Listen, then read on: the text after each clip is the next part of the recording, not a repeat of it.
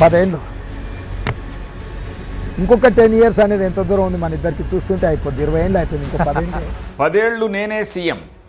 ముఖ్యమంత్రి రేవంత్ రెడ్డి ఫిక్స్ అయిపోయారంతే.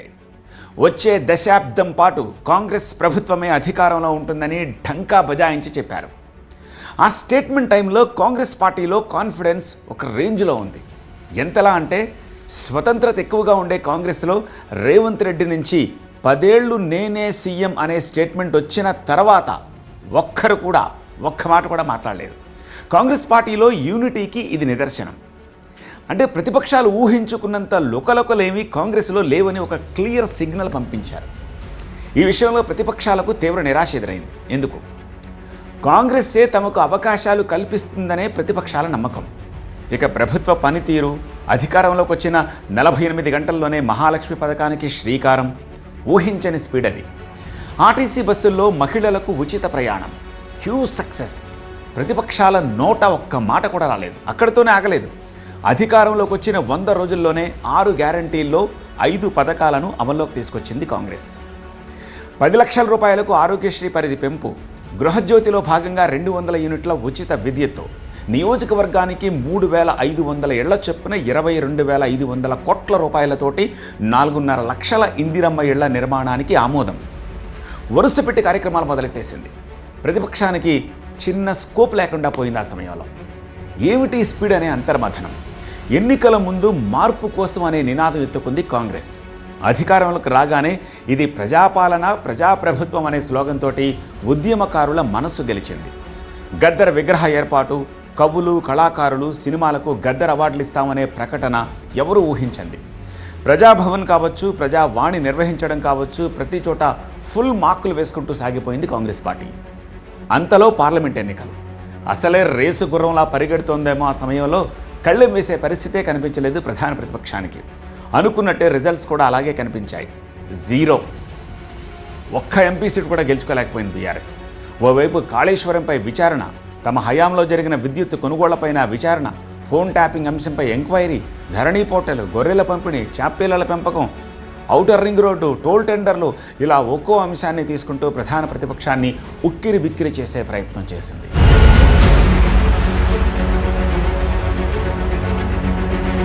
సరే, ఇదంతా తెలిసిన కథే కదా. ఇంతకీ ఏం చెప్పదలుచుకున్నారు ఇప్పుడు? కమింగ్ టు ద పాయింట్, అక్కడికే వస్తున్నా. ఇలాంటి సిచ్యువేషన్ ఉన్నప్పుడు ఏ ప్రతిపక్షానికైనా ప్రజల్లోకి వెళ్ళే ఛాన్స్ ఎలా దక్కుతుంది? అందులోనూ 10 ఏళ్ల పాటు అధికారం అనుభవించిన పార్టీ బీఆర్ఎస్.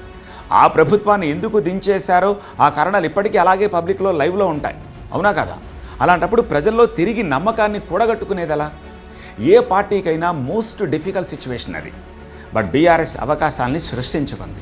ఓవైపు అధికార పార్టీ దూసుకుపోతూ, సొంత పార్టీ నేతలే కారు దిగుతూ తీవ్రమైన రాజకీయ అనిశ్చితి ఎదుర్కొంటూ ఉన్న వేళ అందరిలోనూ ఓ అనుమానం, బీఆర్ఎస్ ఇక గట్టెక్కేనా అని. పైగా ఎమ్మెల్సీ కవిత అరెస్ట్, మాజీ సీఎం కేసీఆర్ పెద్దగా ప్రజల్లోకి రాలేకపోవడానికి కారణం కూడా అదే అని చెప్పుకుంటూ ఉన్న సమయం. అలాంటి సమయంలో బీఆర్ఎస్కు పూర్వ వైభవం వస్తుందా అన్న సందేహాలు తలెత్తాయి. కానీ రాజకీయంగా ఉనికి చాటుకోవడం కాదు, ఇప్పటికీ బలమైన ప్రతిపక్షంగా నిలబడే ప్రయత్నం చేస్తోంది. ఇక ఆ పార్టీ పని అయిపోయినట్టే అని అనుకున్న పార్టీలు కలబడి నిలబడ్డాయి సగర్వంగా. డీటెయిల్స్ అక్కర్లేదు, మన తెలుగు రాష్ట్రాల పొలిటికల్ ఎపిసోడ్సే బిగ్గెస్ట్ ఎగ్జాంపుల్స్. ఇక రాజకీయ భవిష్యత్తు లేదేమో అనుకున్న పార్టీలు ఉవ్వెత్తున ఎగసి అధికారంలోకి వచ్చాయి. సామాన్యులు వీటినే అద్భుతాలు అని నమ్ముతారు. కానీ ఒక్క రోజులో జరిగిన అద్భుతాలు కావవి. ఒక్కొక్క ఇటుక పేర్చుకుంటూ, పార్టీని పునర్నిర్మించుకుంటూ, ఒక వ్యూహానికి ఒక్కొక్క వ్యూహం జత చేస్తూ కష్టపడితే జరిగింది అద్భుతం. ఆ కష్టానికి వచ్చిన ఫలితం అది.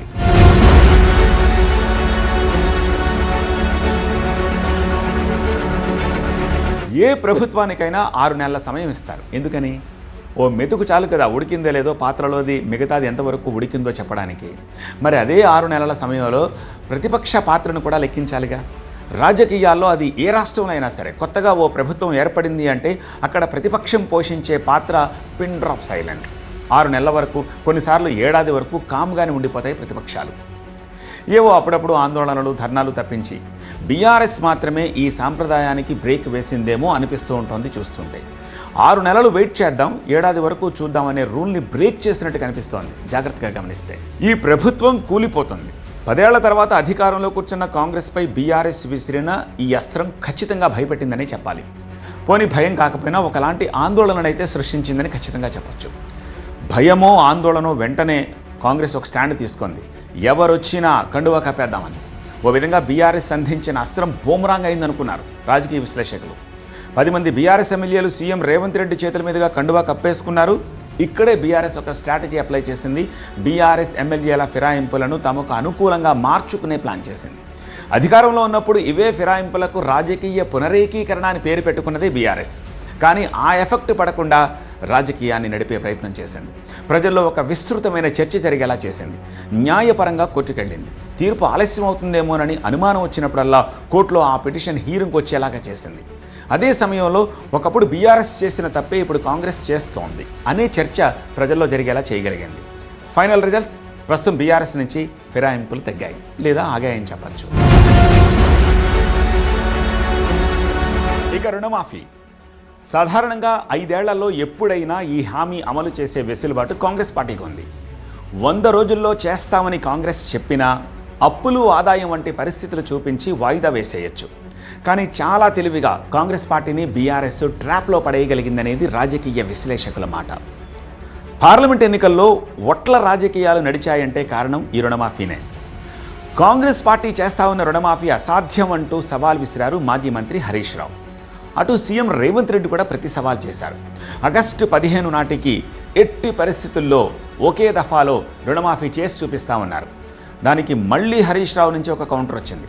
ఒకవేళ రుణమాఫీ చేస్తే ఎమ్మెల్యే పదవికి రాజీనామా చేస్తా అని. ఆ సమయం కోసమే చూసింది కాంగ్రెస్. ఎట్టి పరిస్థితుల్లో రుణమాఫీ చేసి చూపించాలనుకుంది. సమయం రానే వచ్చింది. 3 దఫాలుగా రుణమాఫీ పూర్తి చేసింది. రుణమాఫీ చేసేశాం, ఇచ్చిన హామీని నిలబెట్టేసుకున్నామని కాంగ్రెస్ క్లెయిమ్ చేసుకోవడం మొదలుపెట్టింది. పండగ వాతావరణంలో సంబరాలు చేసింది హస్తం గుర్తు పార్టీ. ఊరు వాడ తెలంగాణ వ్యాప్తంగా అదే వార్త. మరి బీఆర్ఎస్ ఊరుకుంటుందా? మరో స్ట్రాటజీని అప్లై చేసింది. రుణమాఫీ కాని వారి లిస్టు పట్టుకొచ్చింది.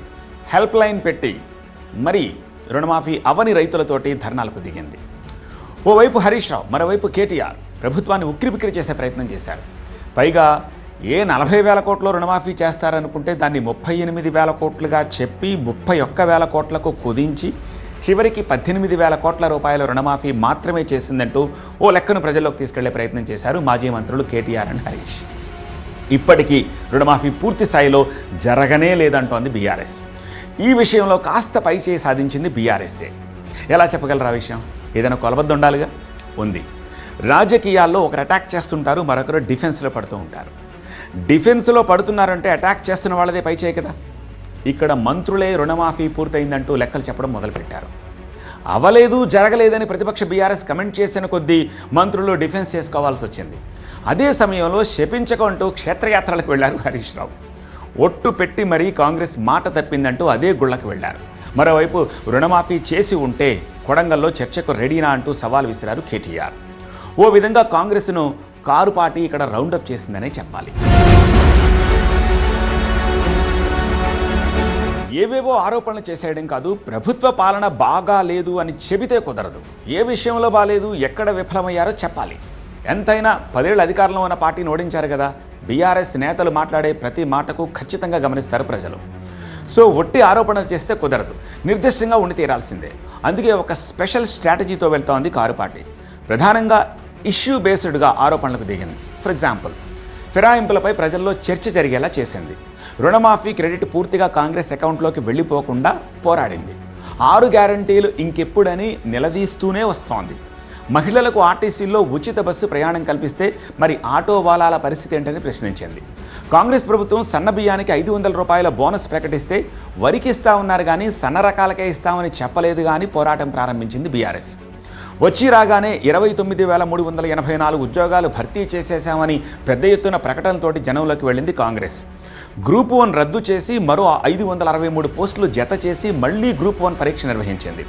డిఎస్సి నోటిఫికేషన్ ఇవ్వడం, రిజల్ట్ కూడా ప్రకటించడం జరిగిపోయింది. బీఆర్ఎస్ ఓటమికి కారణాల్లో ఈ నిరుద్యోగం కూడా ఒకటి. సో అసలు ఆ ఉద్యోగాలకు నోటిఫికేషన్ ఇచ్చిందే తమ హయాంలో. జస్ట్ రిజల్ట్స్ ప్రకటించి తామే ఉద్యోగాలు ఇచ్చామని చెప్పుకోవడం ఏమిటని కౌంటర్ ఇచ్చింది బీఆర్ఎస్. ఇలా ప్రతి పథకానికి, ప్రతి అంశానికి చాలా ఫోకస్డ్గా కౌంటర్ ఇవ్వడం మొదలుపెట్టింది బీఆర్ఎస్.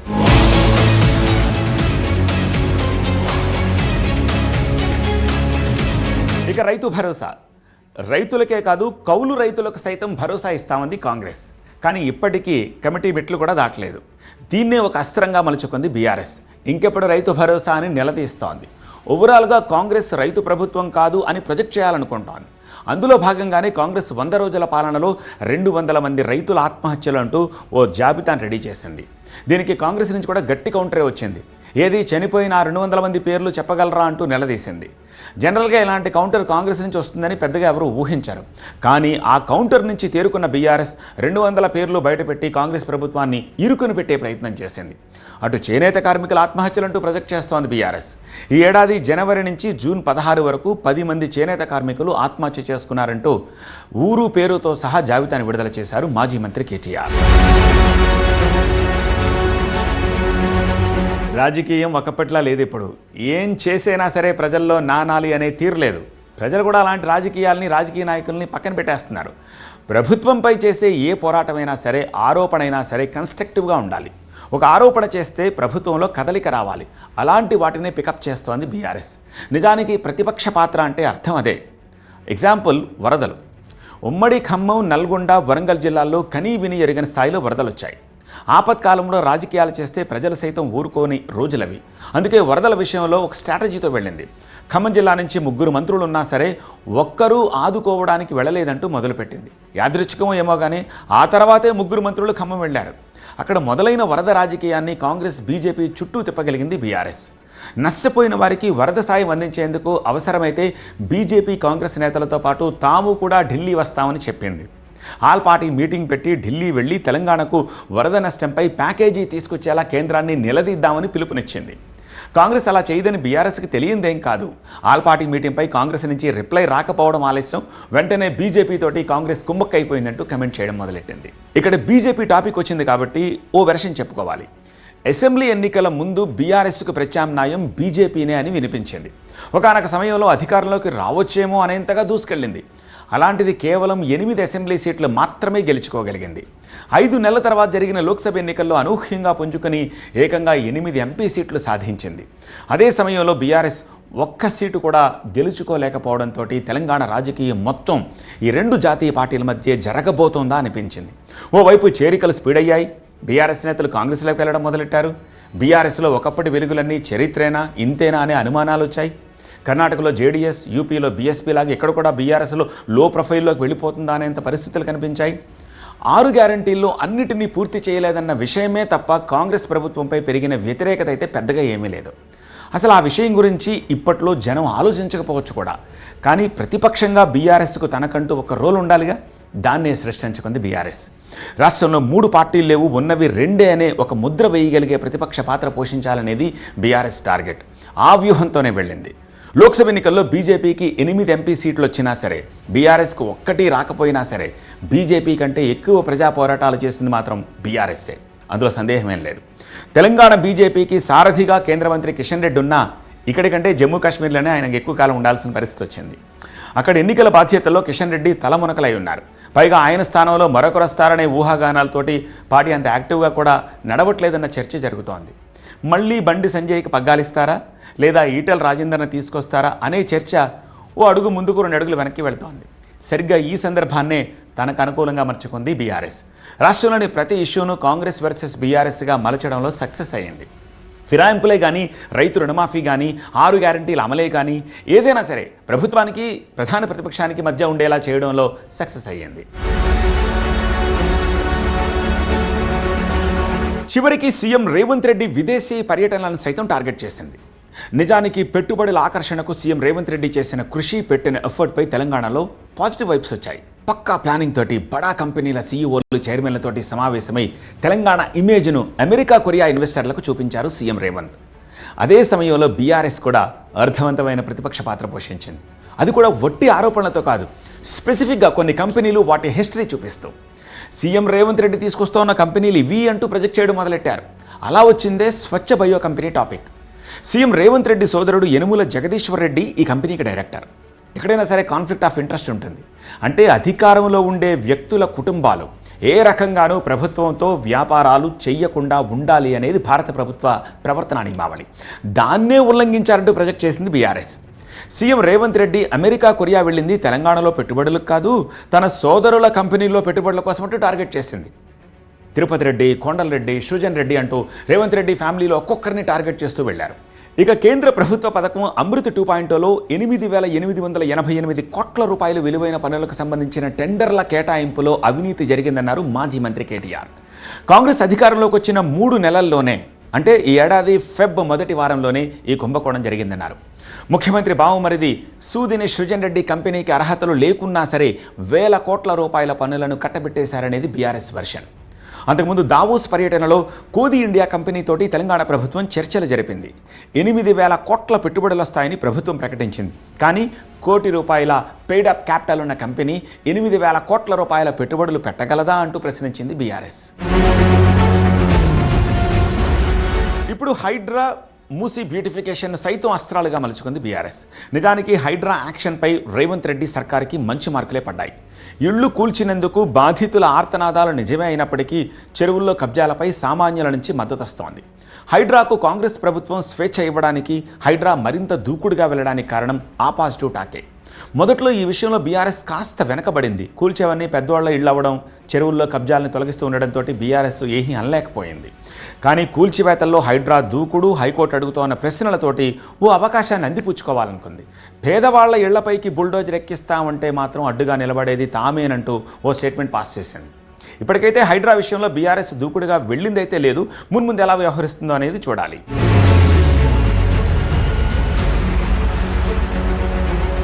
ఇక మూసీ బ్యూటిఫికేషన్, ఏకంగా పాకిస్తాన్కు చెందిన కంపెనీకి కాంట్రాక్టులు కట్టబెడుతున్నారంటూ సరికొత్త ఆరోపణలు తెరపైకి తెచ్చారు మాజీ మంత్రి కేటీఆర్. మూసీ సుందరీకరణకు 1,50,000 కోట్ల ఎలా అంటూ ప్రశ్నించడం మొదలెట్టారు కేటీఆర్. అదొక కుంభకోణం అని కొట్టిపారేశారు. మూసీ బ్యూటిఫికేషన్ ప్రాజెక్టుపై సింగపూర్ కంపెనీ మెయిన్ హార్ట్ తోటి చర్చలు జరిగాయి. బట్ ఆ కంపెనీ యజమానులు నసీం షాజాద్, ఉమర్ షాజాద్పై ఆర్థిక నేరాల ఆరోపణలున్నాయి. 3,000 కోట్ల రూపాయల మనీ లాండరింగ్కి సంబంధించి వారిపై లుకౌట్ నోటీసులున్నాయి. వాళ్ళు దేశం విడిచి పారిపోయారని పాకిస్తాన్ ఫెడరల్ ఇన్వెస్టిగేషన్ ఏజెన్సీ అభియోగాలు కూడా మోపిందనేది బీఆర్ఎస్ హైలైట్ చేస్తోంది. అలాంటి కంపెనీతో మూసీ పునరుజ్జీవ పథకం గురించి సీఎం రేవంత్ చర్చించడం ఆశ్చర్యం కలిగించిందని చెప్తున్నారు మాజీ మంత్రి కేటీఆర్. ఈ ప్రాజెక్టులో భాగంగా మూసీ నదీ గర్భంలో కట్టుకున్న ఇళ్లు ఖాళీ చేయిస్తున్నారు.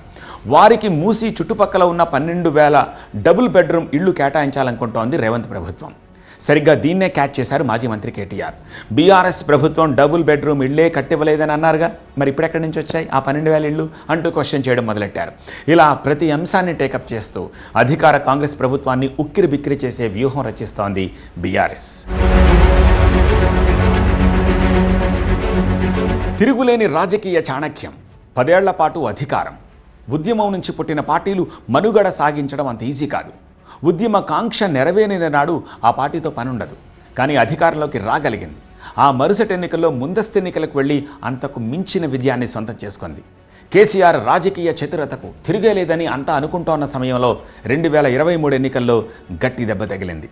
పూర్తి మెజారిటీ రాకపోయినా సరే హంగైనా వస్తుంది, ప్రభుత్వాన్ని ఏర్పాటు చేస్తామన్నంత ధీమాతో బీఆర్ఎస్ ఉంది. కానీ అలాంటి పరాజయం కాదది. ఆ తర్వాత వరుస షాకులు, చేజారిపోతున్న ఎమ్మెల్సీ కవిత అరెస్టు, చివరికి పార్లమెంట్ ఎన్నికల్లో 0 స్కోరు. ఇలాంటి పరిస్థితుల్లో 10 ఏళ్ల అధికారం నుంచి పడిపోయి మళ్ళీ ప్రభుత్వంలోకి రావాలి అంటే పెద్ద కసరత్తే చేయాలి. ఎన్నికలు 5 ఏళ్ల కదా అని ఊరుకుంటే సరిపోదు. అందుకే కాంగ్రెస్ అధికారంలోకి వచ్చిన మొదటి రోజు నుంచి అటాక్ చేయడం మొదలెట్టింది. ఇప్పటికీ కొనసాగిస్తోంది. అసెంబ్లీ, పార్లమెంట్ ఎన్నికల్లో చతికిల పడిన పార్టీ ఇప్పుడు ఈ రేంజ్లో పోరాడుతుందని, షాక్ నుంచి తేరుకుని ప్రజా ఉద్యమాలు చేస్తుందని కాంగ్రెస్ పార్టీ కూడా ఊహించలేదేమో. ఎంతైనా రాజకీయం కదా, ఇలాగే ఉంటుంది, ఇలాగే ఉండాలి కూడా.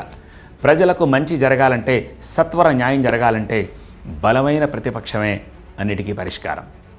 ఇది ఇవాల్టి TV9 ఎక్స్క్లూజివ్. చూస్తూనే ఉండండి TV9.